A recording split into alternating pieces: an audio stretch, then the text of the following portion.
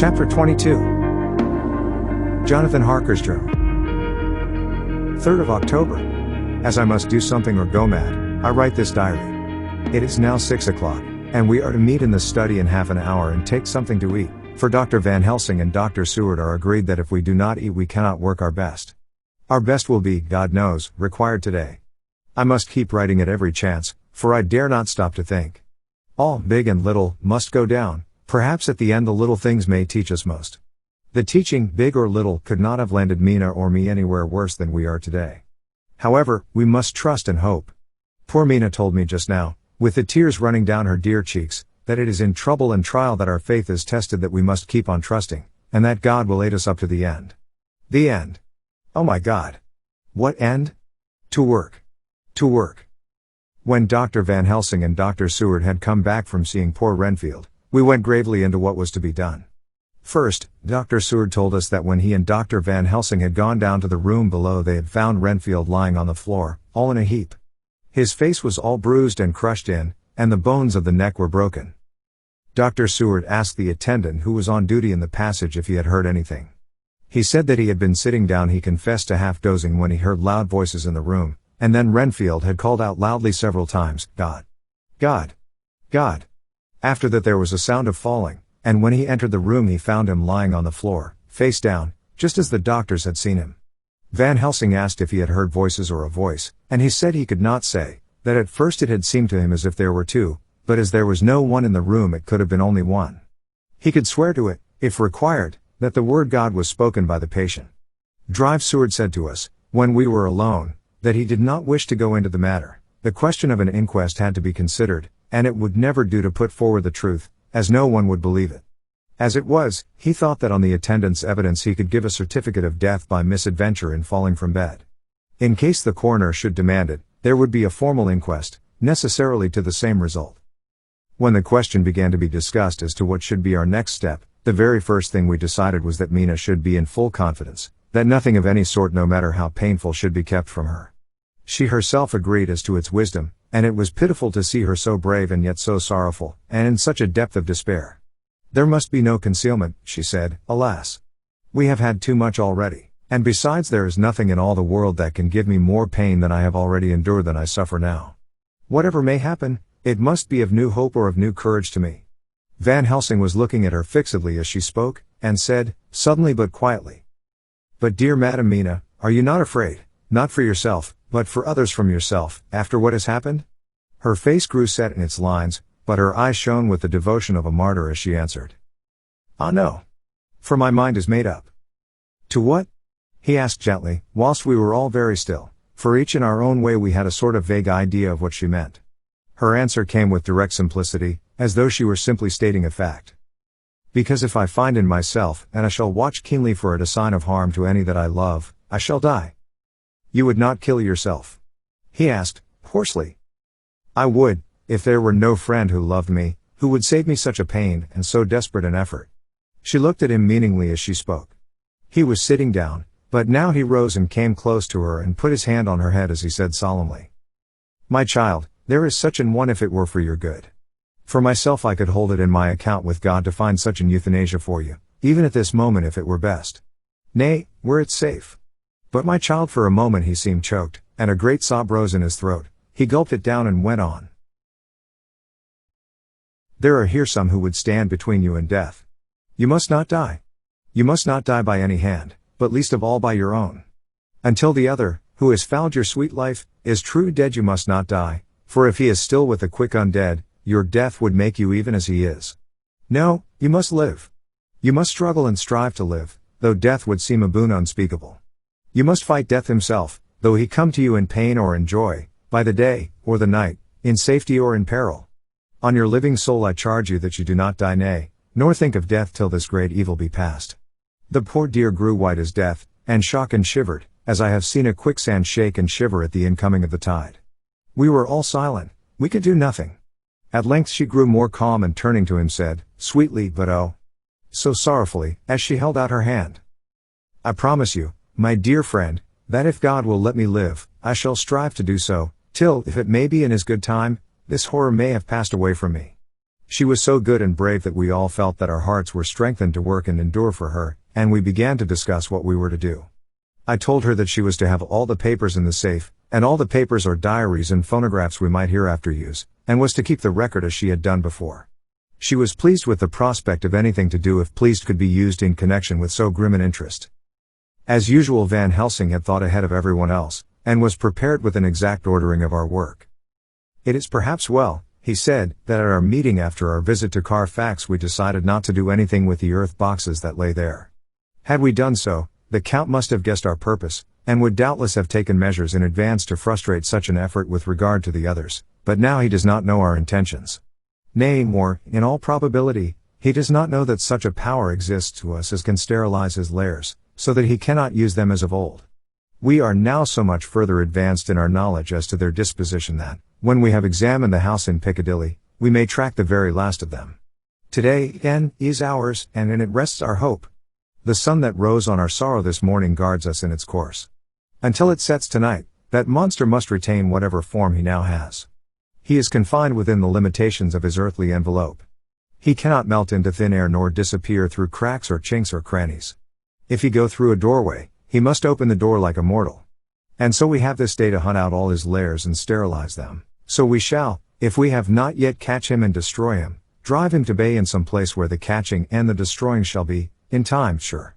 Here I started up, for I could not contain myself at the thought that the minutes and seconds so preciously laden with Mina's life and happiness were flying from us, since whilst we talked action was impossible. But Van Helsing held up his hand warningly. Nay, friend Jonathan, he said, in this, the quickest way home is the longest way, so your proverbs say. We shall all act and act with desperate quick, when the time has come. But think, in all probable the key of the situation is in that house in Piccadilly. The Count may have many houses which he has bought. Of them he will have deeds of purchase, keys and other things. He will have paper that he write on, he will have his book of checks. There are many belongings that he must have somewhere, why not in this place so central, so quiet, where he come and go by the front or the back at all hour, when in the very vast of the traffic there is none to notice. We shall go there and search that house, and when we learn what it holds, then we do what our friend Arthur call, in his phrases of hunt stop the earths, and so we run down our old fox. So is it not? Then let us come at once, I cried, we are wasting the precious time. The professor did not move, but simply said, and how are we to get into that house in Piccadilly? Anyway, I cried. We shall break in if need be. And your police, where will they be, and what will they say? I was staggered, but I knew that if he wished to delay he had a good reason for it. So I said, as quietly as I could, don't wait more than need be, you know, I'm sure, what torture I am in. Ah, my child, that I do, and indeed there is no wish of me to add to your anguish. But just think, what can we do, until all the world be at movement? Then will come our time. I have thought and thought, and it seems to me that the simplest way is the best of all. Now we wish to get into the house, but we have no key, is it not so? I nodded. Now suppose that you were, in truth, the owner of that house, and could not still get it, and think there was to you no conscience of the housebreaker, what would you do? I should get a respectable locksmith, and set him to work to pick the lock for me. And your police, they would interfere, would they not? Oh no. Not if they knew the man was properly employed. Then, he looked at me as keenly as he spoke, all that is in doubt is the conscience of the employer, and the belief of your policeman as to whether or no that employer has a good conscience or a bad one. Your police must indeed be zealous men and clever, oh, so clever. In reading the heart, that they trouble themselves in such matter. No, my friend Jonathan, you go take the lock off 100 empty house in this your London, or of any city in the world, and if you do it as such things are rightly done, and at the time such things are rightly done, no one will interfere. I have read of a gentleman who owned a so fine house in London, and when he went for months of summer to Switzerland and lock up his house, some burglar came and broke window at back and got in. Then he went and made open the shutters in front and walk out and in through the door, before the very eyes of the police. Then he have an auction in that house, and advertise it, and put up big notice, and when the day come he sell off by a great auctioneer all the goods of that other man who owned them. Then he go to a builder, and he sell him that house, making an agreement that he pull it down and take all away within a certain time. And your police and other authority help him all they can. And when that owner come back from his holiday in Switzerland he find only an empty hole where his house had been. This was all done en regla, and in our work we shall be en regla too. We shall not go so early that the policemen who have then little to think of, shall deem it strange, but we shall go after 10 o'clock, when there are many about, and such things would be done were we indeed owners of the house. I could not but see how right he was, and the terrible despair of Mina's face became relaxed a thought. There was hope in such good counsel. Van Helsing went on. When once within that house we may find more clues. At any rate some of us can remain there whilst the rest find the other places where there be more earth boxes at Bermondsey and Mile End. Lord Godalming stood up. I can be of some use here, he said. I shall wire to my people to have horses and carriages where they will be most convenient. Look here, old fellow, said Morris, it is a capital idea to have all ready in case we want to go horsebacking, but don't you think that one of your snappy carriages with its heraldic adornments in a byway of Walworth or Mile End would attract too much attention for our purposes? It seems to me that we ought to take cabs when we go south or east, and even leave them somewhere near the neighborhood we are going to. Friend Quincy is right, said the professor. His head is what you call in plane with the horizon. It is a difficult thing that we go to do, and we do not want no peoples to watch us if so it may. Mina took a growing interest in everything, and I was rejoiced to see that the exigency of affairs was helping her to forget for a time the terrible experience of the night. She was very, very pale, almost ghastly, and so thin that her lips were drawn away, showing her teeth in somewhat of prominence. I did not mention this last, lest it should give her needless pain, but it made my blood run cold in my veins to think of what had occurred with poor Lucy when the Count had sucked her blood. As yet there was no sign of the teeth growing sharper, but the time as yet was short, and there was time for fear.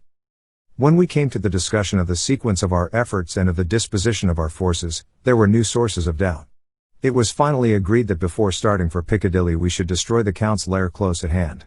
In case he should find it out too soon, we should thus be still ahead of him in our work of destruction, and his presence in his purely material shape, and at his weakest, might give us some new clue. As to the disposal of forces, it was suggested by the professor that, after our visit to Carfax, we should all enter the house in Piccadilly, that the 2 doctors and I should remain there, whilst Lord Godalming and Quincy found the lairs at Walworth and Mile End and destroyed them. It was possible, if not likely, the professor urged, that the Count might appear in Piccadilly during the day, and that if so we might be able to cope with him then and there. At any rate, we might be able to follow him in force. To this plan I strenuously objected, and so far as my going was concerned, for I said that I intended to stay and protect Mina, I thought that my mind was made up on the subject, but Mina would not listen to my objection. She said that there might be some law matter in which I could be useful, that amongst the Count's papers might be some clue which I could understand out of my experience in Transylvania, and that, as it was, all the strength we could muster was required to cope with the Count's extraordinary power. I had to give in, for Mina's resolution was fixed. She said that it was the last hope for her that we should all work together. As for me, she said, I have no fear. Things have been as bad as they can be, and whatever may happen must have in it some element of hope or comfort. Go, my husband. God can, if he wishes it, guard me as well alone as with any one present. So I started up crying out, then in God's name let us come at once, for we are losing time. The Count may come to Piccadilly earlier than we think. Not so, said Van Helsing, holding up his hand. But why? I asked. Do you forget, he said, with actually a smile, that last night he banqueted heavily, and will sleep late? Did I forget? Shall I ever? Can I ever? Can any of us ever forget that terrible scene? Mina struggled hard to keep her brave countenance, but the pain overmastered her and she put her hands before her face, and shuddered whilst she moaned. Van Helsing had not intended to recall her frightful experience. He had simply lost sight of her and her part in the affair in his intellectual effort. When it struck him what he said, he was horrified at his thoughtlessness and tried to comfort her. Oh, Madam Mina, he said, dear, dear Madam Mina, alas! That I of all who so reverence you should have said anything so forgetful. These stupid old lips of mine and this stupid old head do not deserve so, but you will forget it, will you not? He bent low beside her as he spoke. She took his hand, and looking at him through her tears, said hoarsely, No, I shall not forget, for it is well that I remember, and with it I have so much in memory of you that is sweet, that I take it all together. Now, you must all be going soon. Breakfast is ready, and we must all eat that we may be strong. Breakfast was a strange meal to us all. We tried to be cheerful and encourage each other, and Mina was the brightest and most cheerful of us. When it was over, Van Helsing stood up and said, Now, my dear friends, we go forth to our terrible enterprise. Are we all armed, as we were on that night when first we visited our enemy's lair, armed against ghostly as well as carnal attack? We all assured him. Then it is well. Now, Madam Mina, You are in any case quite safe here until the sunset, and before then we shall return if we shall return. But before we go let me see you armed against personal attack. I have myself, since you came down, prepared your chamber by the placing of things of which we know, so that he may not enter. Now let me guard yourself. On your forehead I touch this piece of sacred wafer in the name of the Father, the Son, and—" There was a fearful scream which almost froze our hearts to hear. As he had placed the wafer on Mina's forehead, it had burned into the flesh as though it had been a piece of white-hot metal. My poor darling's brain had told her the significance of the fact as quickly as her nerves received the pain of it, and the two so overwhelmed her that her overwrought nature had its voice in that dreadful scream. But the words to her thought came quickly, the echo of the scream had not ceased to ring on the air when there came the reaction, and she sank on her knees on the floor in an agony of abasement. Pulling her beautiful hair over her face, as the leper of old his mantle, she wailed out, "Unclean! Unclean! Even the Almighty shuns my polluted flesh. I must bear this mark of shame upon my forehead until the judgment day." They all paused. I had thrown myself beside her in an agony of helpless grief, and putting my arms around held her tight. For a few minutes our sorrowful hearts beat together, whilst the friends around us turned away their eyes that ran tears silently. Then Van Helsing turned and said gravely, so gravely that I could not help feeling that he was in some way inspired, and was stating things outside himself. "It may be that you may have to bear that mark till God himself see fit, as he most surely shall, on the judgment day, to redress all wrongs of the earth and of his children that he has placed thereon. And oh, Madam Mina, my dear, may we who love you be there to see, when that red scar, the sign of God's knowledge of what has been, shall pass away, and leave your forehead as pure as the heart we know. For so surely as we live, that scar shall pass away when God sees right to lift the burden that is hard upon us. Till then we bear our cross, as his Son did in obedience to his will. It may be that we are chosen instruments of his good pleasure, and that we ascend to his bidding as that other through stripes and shame, through tears and blood, through doubts and fears, and all that makes the difference between God and man." There was hope in his words, and comfort, and they made for resignation. Mina and I both felt so, and simultaneously we each took one of the old man's hands and bent over and kissed it. Then without a word we all knelt down together, and, all holding hands, swore to be true to each other. We men pledged ourselves to raise the veil of sorrow from the head of her whom, each in his own way, we loved, and we prayed for help and guidance in the terrible task which lay before us. It was then time to start. So I said farewell to Mina, a parting which neither of us shall forget to our dying day, and we set out. To one thing I have made up my mind: if we find out that Mina must be a vampire in the end, then she shall not go into that unknown and terrible land alone. I suppose it is thus that in old times one vampire meant many, just as their hideous bodies could only rest in sacred earth, so the holiest love was the recruiting sergeant for their ghastly ranks. We entered Carfax without trouble and found all things the same as on the first occasion. It was hard to believe that among so prosaic surroundings of neglect and dust and decay there was any ground for such fear as already we knew. Had not our minds been made up, and had there not been terrible memories to spur us on, we could hardly have proceeded with our task. We found no papers, or any sign of use in the house, and in the old chapel the great boxes looked just as we had seen them last. "Drive," Van Helsing said to us solemnly as we stood before them. "And now, my friends, we have a duty here to do. We must sterilize this earth, so sacred of holy memories, that he has brought from a far distant land for such fell use. He has chosen this earth because it has been holy. Thus we defeat him with his own weapon, for we make it more holy still. It was sanctified to such use of man, now we sanctify it to God." As he spoke he took from his bag a screwdriver and a wrench, and very soon the top of one of the cases was thrown open. The earth smelled musty and close, but we did not somehow seem to mind, for our attention was concentrated on the professor. Taking from his box a piece of the sacred wafer he laid it reverently on the earth, and then shutting down the lid began to screw it home, we aiding him as he worked.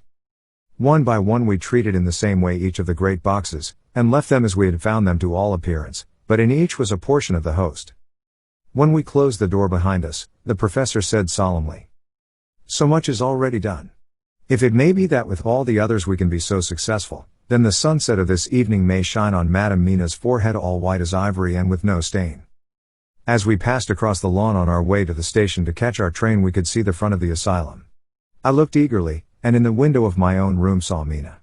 I waved my hand to her, and nodded to tell that our work there was successfully accomplished. She nodded in reply to show that she understood. The last I saw, she was waving her hand in farewell. It was with a heavy heart that we sought the station and just caught the train, which was steaming in as we reached the platform. I have written this in the train. Piccadilly, 12:30 o'clock. Just before we reached Fenchurch Street, Lord Godalming said to me, "Quincy and I will find a locksmith. You had better not come with us in case there should be any difficulty, for under the circumstances it wouldn't seem so bad for us to break into an empty house. But you are a solicitor and the Incorporated Law Society might tell you that you should have known better." I demurred as to my not sharing any danger even of odium, but he went on, "Besides, it will attract less attention if there are not too many of us. My title will make it all right with the locksmith, and with any policeman that may come along. You had better go with Jack and the professor and stay in the Green Park, somewhere in sight of the house, and when you see the door opened and the smith has gone away, you all come across. We shall be on the lookout for you, and shall let you in." "The advice is good," said Van Helsing, so we said no more. Godalming and Morris hurried off in a cab, we following in another. At the corner of Arlington Street our contingent got out and strolled into the Green Park.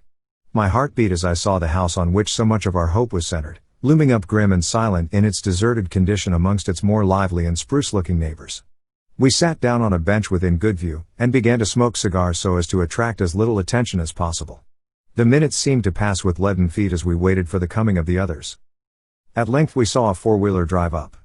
Out of it, in leisurely fashion, got Lord Godalming and Morris, and down from the box descended a thick-set working man with his rush-woven basket of tools. Morris paid the cabman, who touched his hat and drove away. Together the two ascended the steps, and Lord Godalming pointed out what he wanted done. The workman took off his coat leisurely and hung it on one of the spikes of the rail, saying something to a policeman who just then sauntered along. The policeman nodded acquiescence, and the man kneeling down placed his bag beside him. After searching through it, he took out a selection of tools which he produced to lay beside him in orderly fashion. Then he stood up, looked into the keyhole, blew into it, and turning to his employers, made some remark. Lord Godalming smiled, and the man lifted a good-sized bunch of keys. Selecting one of them, he began to probe the lock, as if feeling his way with it. After fumbling about for a bit he tried a second, and then a third. All at once the door opened under a slight push from him, and he and the two others entered the hall. We sat still, my own cigar burnt furiously, but Van Helsing's went cold altogether. We waited patiently as we saw the workman come out and bring in his bag.